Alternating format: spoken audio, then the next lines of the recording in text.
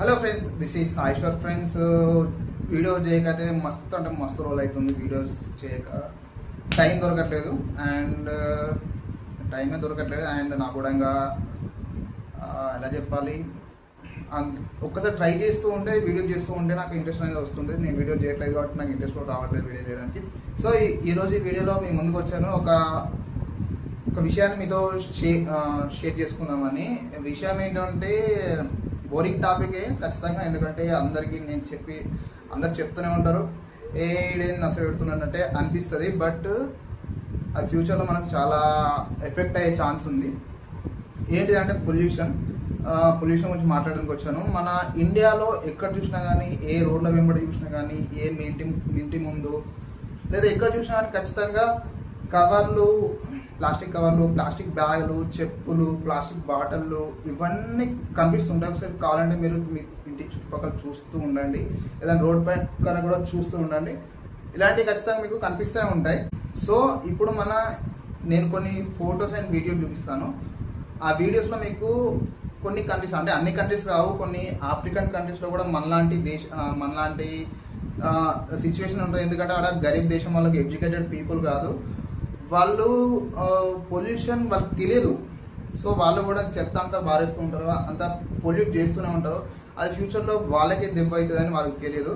But కొన్ని countries ఉన్నాయి, అక్కడ ఆ కంట్రీస్లలో వాళ్ళు ఏం చేస్తారంటే పొల్యూషన్ కాకుండా వాళ్ళ చుట్టుపక్కల నీట్గా ఉంచుకుంటారు. దాంతోపాటు ఎక్కువ యూజ్ చేయరు, అంటే ప్లాస్టిక్ని తక్కువ యూజ్ చేయడానికి ట్రై చేస్తూ ఉంటారు.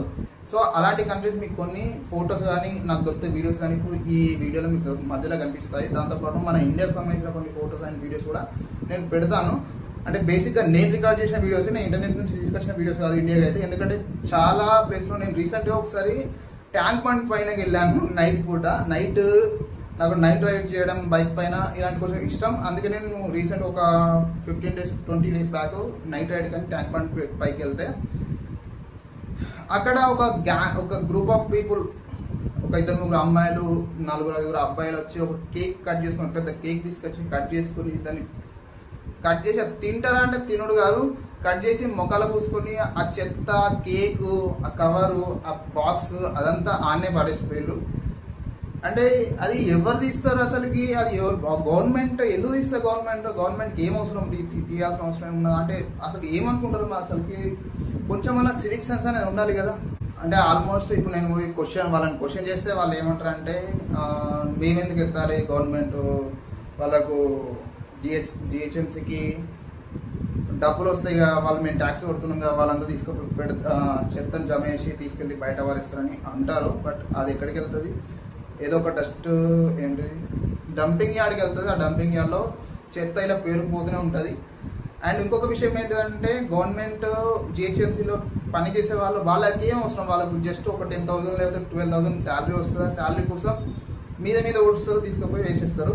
వాళ్ళకు కూడా రోడ్ల గురించి పట్టేం లేదు, ఈ పొల్యూషన్ గురించి పట్టేం లేదు. వాళ్ళు మాస్క్ పెట్టుకుంటారు, అంటే వాళ్ళ హెల్త్ ఖరాబ్ అవుతుంది, దాంతోపాటు మన హెల్త్ కూడా ఖరాబ్ అయిపోతుంది ఖచ్చితంగా. సో నేను ఫైనల్గా చెప్పొచ్చే ముచ్చట ఏంటిదంటే, ఏం లేదు, మనం దీన్ని కంట్రోల్ చేయడం మందుడు కాదు. ఎందుకంటే ఉంటారు అందరూ ఎవరిది వాళ్ళకి. నేను చెప్పిన 10 మందికి చెప్తే నీ దగ్గర పైసలు లేవా కవర్ కొనడానికి, గది లేదా, ఇది లేదా, ఇది కొనవా, గది కొనవా, నాకే రిటర్న్ క్వశ్చన్స్ వస్తాయి.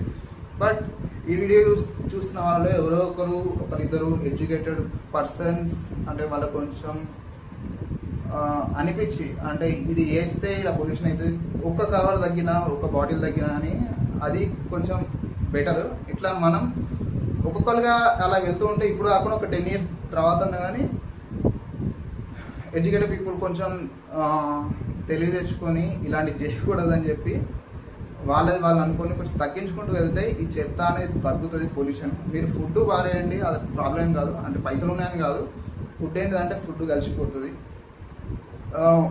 ఫర్ ఎగ్జాంపుల్ నేను ఒకటి చెప్తా, ఒక కొబ్బరి బొండం తీసుకొచ్చుకొని తాగండి, అది ఓడి మీద వారేయండి, ప్రాబ్లం ఏం లేదు. ఎందుకంటే అది ఒక 1 monthకో 6 monthsకో అది కూడా కలిసిపోతుంది. బట్ ఒక బాటిల్ తీసుకొచ్చి పారేస్తే అది కలవదు, అది అక్కడనే ఉంటుంది. మీ పిల్లలే ఆడుకుంటారు అక్కడ. మీ ఇప్పుడు ఇంటి ముంగట ఎక్కడన్నా పాడేస్తే పిల్లలే ఆడుకుంటారు. సో అవాయిడ్ చేయండి, ఎంత వీలైతే అంత ప్లాస్టిక్ని అవాయిడ్ చేయండి. ప్లాస్టిక్ మాత్రమే అవాయిడ్ చేయండి. మీరు పాడేస్తా అంటే కాటన్ పారేయండి, భూమిలో కలిసిపోయి ఏది పారేసినా ప్రాబ్లం లేదు. బట్ ప్లాస్టిక్ అయితే అవాయిడ్ చేయండి సాధ్యమైనంత వరకు.